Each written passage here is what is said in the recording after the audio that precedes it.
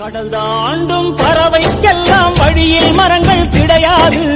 ஆனாலும் கண்டம் தாண்டும் சிறகுகள் வலிக்காது.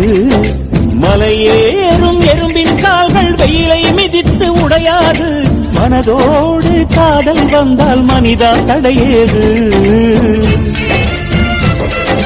இது போகும் வழியோ வெற்று பாதை, திரும்பும் வழியோ வெற்றி பாதை. திரும்பிய இதயத்தை அடைந்திடும் பயணம் இது.